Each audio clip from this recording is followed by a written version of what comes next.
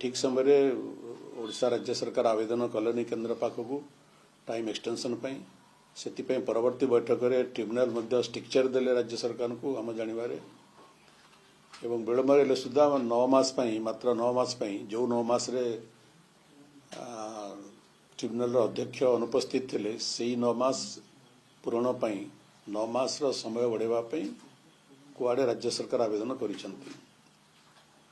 आम धारणा जे आसंता 9 मास भितर ट्रिब्यूनल कार्यकाल शेष हबार संभावना नहीं ट्रिब्यूनल तक निष्पत्ति शुणवार संभावना नहीं एथि समय लगे तेणु जिते दिन पर्यंत ट्रिब्यूनल तंकर राय न देइछंती ट्रिब्यूनल कार्यकाल बढ़ार आवश्यकता रही एवं आज आम शुणुचु आज ट्रिब्यूनल 30तम शुणाणी अच्छी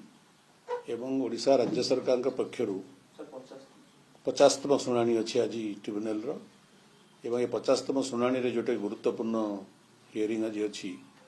आम शुणवे आम जानवे आज ओडिशार कौन उच्च पदस्थ दायित्व संपन्न अधिकारी ट्रिब्यूनल उपस्थित होना कौन दायित्व संपन्न वकील बा सीनियर लॉयर भी उपस्थित होना जहाँ शुणा जाउची जदि यह सत्य ताहले यह अत्यंत दुर्भाग्यपूर्ण घटना अच्छे अटे एथरू जना पड़ुची कि महानदी जल विवाद प्रसंग में ओडिशा राज्य सरकार केते सीरियस अटंती के समस्या को केते गुरुत्वर सहित नौछंती बा समस्या समाधान पाई ओडिशार स्वार्थ को बजाय रखा सरकार केते आंतरिकता रही एक कथार स्पष्ट जना पड़ुची।